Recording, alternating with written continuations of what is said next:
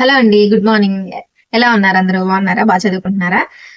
So ఈ రోజు video అయితే మనకి ఇంగ్లీష్ కంటెంట్ లో ఆర్టికల్స్ నెక్స్ట్ టాపిక్ వచ్చేసి మన సిలబస్ ప్రకారం ఇంగ్లీష్ కంటెంట్ లో నెక్స్ట్ టాపిక్ వచ్చేసి ఆర్టికల్స్ అండ్ ప్రపోజిషన్స్ కదా. సో ఇవాళ అయితే ఆర్టికల్స్ అన్నమాట. సో ఆర్టికల్స్ ఆ టాపిక్ ని ఈ రోజు చదవబోతున్నాను. అలాగే ఆర్టికల్ టాపిక్ కి సంబంధించి ప్రీవియస్ బిట్లు ఎలా వచ్చున్నాయి అనేది కూడా ఈ రోజు చూద్దాము. అండ్ ఇంకో విషయం ఏంటంటే ఆర్టికల్స్ అండ్ ప్రపోజిషన్స్, ఆర్టికల్స్ కి సంబంధించి ప్రాక్టీస్ బిట్స్ సపరేట్ గా, ప్రపోజిషన్ కి సంబంధించి సపరేట్ గా బిట్స్ అయితే ఇచ్చినారనమాట. సో అట్లా సపరేట్ గా ఇచ్చినారనమాట ప్రాక్టీస్ బిట్స్. సో అందుకని ఫస్ట్ ఆర్టికల్స్ ని ఫినిష్ చేసి ఆ తర్వాత ఆ ప్రపోజిషన్స్ అనేది స్టార్ట్ చేస్తాను. అండ్ నెక్స్ట్ అయితే మనం రోజు కొన్ని కరెంట్ అఫైర్స్ అయితే చూస్తున్నాం కదా. సో రోజు నేను 1 hour daily 1 hour current affairs కి అయితే కేటాయిస్తున్నాను. సో ఇప్పుడు ఈ రోజు కరెంట్ అఫైర్స్ లో భాగంగా మనం ఏం టాపిక్ చూద్దాము అంటే భారతదేశం మొట్టమొదటి సివిలియన్ స్పేస్ టూరిస్ట్ గురించి, అలాగే జీసీఎఫ్ పొందిన భారతీయ సంస్థ గురించి, అండ్ ఆసియాలోనే అతిపెద్ద hyper loop tube Madras IIT ఘనత గురించి ఈ రోజు చూద్దాం. అండ్ తర్వాత మీకు ఇవి చెప్పేసిన తర్వాత నేను కాసేపు కరెంట్ అఫైర్స్ అయితే చూస్తాను. అండ్ భారతదేశం మొట్టమొదటి సివిలియన్ స్పేస్ టూరిస్ట్ అనమాట. అయితే ఇటీవల ఎవరు రికార్డు సృష్టించారు అంటే తోటకూర గోపీచంద్ అనమాట. అయితే ఈయన ఏ మిషన్ ద్వారా అంతరిక్షంలోనికి వెళ్లి తిరిగి భూమిపైకి వచ్చారు అంటే బ్లూ ఆరిజిన్ సంస్థ యొక్క న్యూ షెపార్డ్ 25 మిషన్ NS-25 అనే మిషన్ ద్వారా అనమాట. అయితే ఇతను అంతరిక్షంలోనికి ప్రవేశించి ఎంత దూరం ప్రయాణించి తిరిగి వచ్చి మొట్టమొదటి పౌర అంతరిక్ష ప్రయాణికునిగా గోపీచంద్ చరిత్ర సృష్టించారు అంటే ఆయన స్పేస్ ఫ్లైట్ లో 10 నిమిషాలు ప్రయాణించి భూమిపై 105 కిలోమీటర్ల దూరం ప్రయాణించారంట. సో అంత దూరం ప్రయాణించి ఆయన చరిత్ర సృష్టించారు. అయితే ఈ గోపీచంద్ తోటకూర భారతదేశంలో ఏ ప్రాంతానికి చెందినవారు అంటే ఆంధ్రప్రదేశ్ లోని విజయవాడ అనే ప్రాంతానికి చెందినవారు. ఈ బ్లూ ఆరిజిన్ సంస్థ యొక్క వ్యవస్థాపకులు ఎవరు అంటే అమెజాన్ వ్యవస్థాపకుడు అయిన జెఫ్ బెజోస్. సో ఇదన్నమాట. నెక్స్ట్ జీసీఎఫ్ పొందిన భారతీయ సంస్థ. ఇది జీసీఎఫ్ అంటే గ్రీన్ క్లైమేట్ ఫండ్ అన్నమాట. అయితే ఈ జీసీఎఫ్ పొందిన భారతీయ సంస్థ ఏది అంటే సిడ్బి, సిడ్బి అంటే small industries development bank of India, దాని మీనింగ్ అనమాట. సో ఇప్పుడు ఏ ప్రాజెక్ట్ లో భాగంగా ఈ సిడ్బికు జీసీఎఫ్ గ్రాంట్ ప్రకటించడం జరిగింది అంటే ఫైనాన్షియల్ మిటిగేషన్ మరియు adaptation project, financial mitigation and adaptation project FMAP అమలు. ప్రపంచంలోని అతిపెద్ద క్లైమేట్ ఫండ్ ఏది అంటే ఈ జీసీఎఫ్. అయితే ఈ FMAP అమలు కొరకు ఇటీవల ఎంత మొత్తంలో జీసీఎఫ్ గ్రాంట్ ను సిడ్బికి ప్రకటించింది అంటే $215.6 మిలియన్ల. అయితే జీసీఎఫ్ ను ఏ సంస్థ నిర్వహిస్తుంది అంటే UNFCCC అనే సంస్థ. ఏ సంస్థ ఆధ్వర్యంలో COP సమావేశాలు నిర్వహించబడతాయి అంటే UNFCCC అనే సంస్థ. ఈ సంస్థ యొక్క అత్యున్నత నిర్ణయాలు తీసుకునే అథారిటీ ఏది అంటే COP. అయితే మొట్టమొదటి COP సమావేశం ఎక్కడ నిర్వహించబడింది అంటే 1995 మార్చిలో జర్మనీలోని బెర్లిన్ లో నిర్వహించబడింది. అయితే అసలు ఈ UNFCCC అంటే ఏంటి అంటే United nations framework convention on climate change, United nations framework convention on climate change అని మీనింగ్. అయితే ఈ భారతదేశంలో మైక్రో, స్మాల్ మరియు మీడియం ఎంటర్ప్రైజ్ ఫైనాన్స్ల కంపెనీల లైసెన్సింగ్ మరియు నియంత్రణ చేసే అత్యున్నత సంస్థ ఏది అంటే ఈ సిడ్బినే. ఈ సిడ్బి ఎప్పుడు ఏర్పాటు చేశారంటే 1919 ఏప్రిల్ 2న ఏర్పాటు చేయడం జరిగింది. అయితే దీని యొక్క ప్రధాన కార్యాలయం ఎక్కడ ఉంది అంటే యూపీలోని లక్నోలో ఉంది. నెక్స్ట్ దీనికి మేనేజింగ్ డైరెక్టర్ ఎవరు అంటే మనోజ్ మిట్టల్ అనమాట. సో ఇది ఇంకా నెక్స్ట్ వచ్చేసి ఆసియాలోని అతిపెద్ద హైపర్ లూప్ ట్యూబ్ మద్రాస్ యొక్క ఐఐటి ఘనత చూద్దాము. ఇది ఇటీవల ఆసియాలోని అతి పెద్ద హైపర్ లూప్ ట్యూబ్ అనమాట. ఈ ఏ సంస్థ అభివృద్ధి చేసిందంటే మద్రాస్ ఐఐటి సంస్థ. ఈ హైపర్ లూప్ ఇంటర్నేషనల్ పోటీలు త్వరలో 2025లో ఎక్కడ నిర్వహించబడతాయి అంటే మద్రాస్ ఐఐటిలో నిర్వహించబడతాయి. ఇటీవల ఐఐటి మద్రాస్ లో ఏ పేరుతో హైపర్ లూప్ ట్యూబ్ ను తయారు చేయడం జరిగింది అంటే గరుడ అనే పేరుతో ఈ హైపర్ లూప్ ట్యూబ్ ను తయారు చేయడం జరిగింది. సో అదండి ఇవాళ కరెంట్ అఫైర్స్ కి సంబంధించిన టాపిక్స్ అనమాట. సో ఇప్పుడైతే నేను కరెంట్ అఫైర్స్ స్టార్ట్ చేసిన తర్వాత అది ఫినిష్ అయిన తర్వాత ఇంగ్లీష్ అయితే కంటిన్యూ చేస్తాను, English articles. So English article కి సంబంధించి ప్రీవియస్ గా ఎలాంటి బిట్స్ వచ్చినాయి అనేది నేను మీకు చూపిస్తాను. సో మళ్ళీ పెట్టాగా ఆన్ చేసినట్ట నువ్వు ఇట్లా నువ్వు ఆ రోజు నాతో ఏమన్నావు?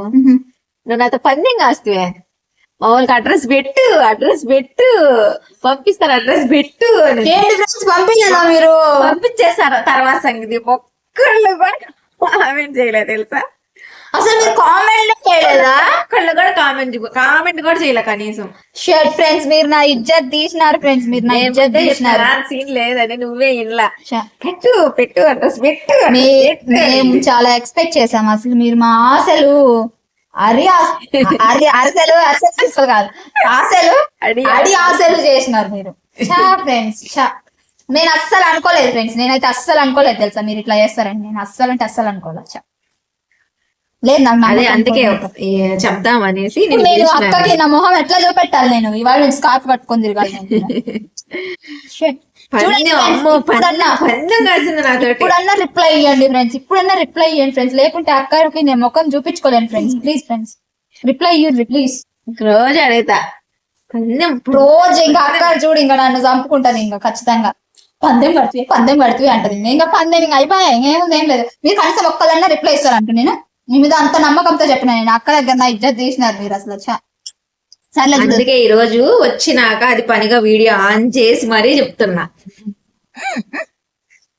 చూడు మా వాళ్ళు మళ్ళీ రిప్లై ఇస్తారు చూడు. చూద్దాం కనీసం దీనికన్నా రిప్లై ఇజ్జత్ తీయకుండా. కనీసం ఒక్కళ్ళు కూడా అనలేదు తెలుసా, కనీసం మాట వరుసకు కూడా అనలే మేము పంపిస్తామని. వేస్ట్ అసలు మనం.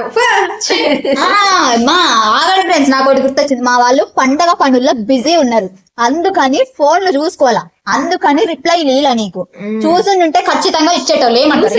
చూసి కొంచెం కొద్ది మంది చూసారు కానీ ఆ కొద్ది మంది కూడా అసలు ఒక్కళ్ళు కూడా కామెంట్ చేయలే.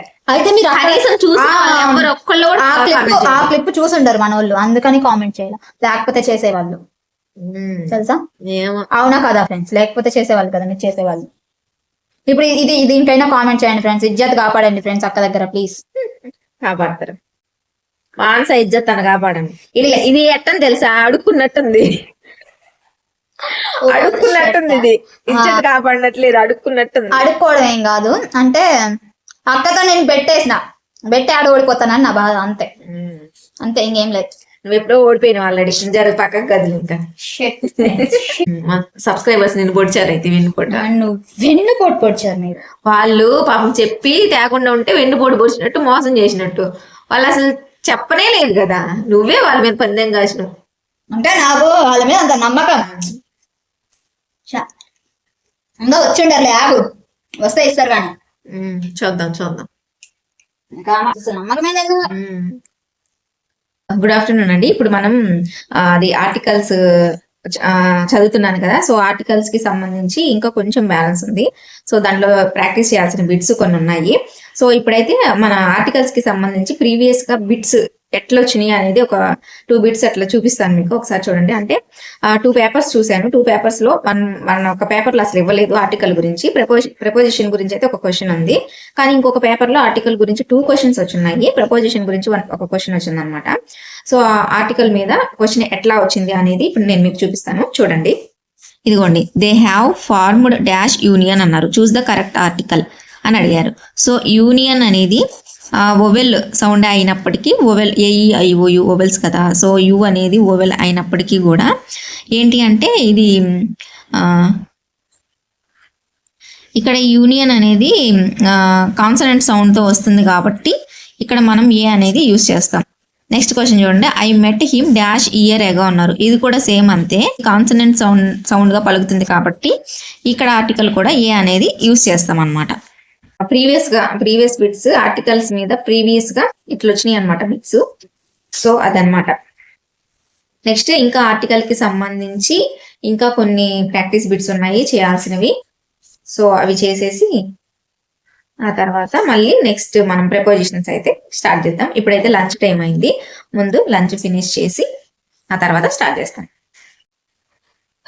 గుడ్ ఈవినింగ్ అండి. ఆర్టికల్స్ అయితే కంప్లీట్ అయిపోయాయి. సో ప్రాక్టీస్ బిట్స్ కూడా కంప్లీట్ అయిపోయినాయి అనమాట. ఇంకా మనం నెక్స్ట్ ప్రిపోజిషన్ టాపిక్ స్టార్ట్ చేయాలి. సో దానికంటే ముందు ఆర్టికల్స్ మీద ఒక సో మనం రెగ్యులర్ గా వీడియోస్ చూస్తున్నాం కదా, సో టాపిక్స్ మీద, సో దానికి సంబంధించి వీడియోస్ అయితే చూడాలన్నమాట. సో ఆ వీడియోస్ చూసి ఆ తర్వాత నెక్స్ట్ స్టార్ట్ చేస్తాను అనమాట. ప్రజెంట్ అయితే ఇంకా ప్రస్తుతానికి ప్రాక్టీస్ బిట్స్ అవి క్లియర్ అయినాయి. సో ఇప్పుడైతే టైం 4:30 అయిపోయింది అనమాట. సో అవి ఫినిష్ చేసి ఆ తర్వాత ఇంటికి అయితే బయలుదేరుతాను. సో అదనమాట ఈవినింగ్ అప్డేట్ అయితే. సో టైం అయితే 6:30 అయిందండి. సో నా కోసం వెయిట్ చేస్తున్నారు, వెళ్ళాలన్నమాట. సో ఈ రోజు అయితే ఆర్టికల్స్ కి సంబంధించి కొన్ని ప్రాక్టీస్ బిట్స్ అలాగే ప్రీవియస్ బిట్స్ కూడా చూసాము. సో ఇదేనండి ఇవాళ వీడియో. సో చూసారు కదా వీడియో నచ్చితే లైక్ చేయండి, షేర్ చేయండి, కామెంట్ చేయండి అండ్ సబ్స్క్రైబ్ చేసుకోండి. Thank you so much for watching. Bye.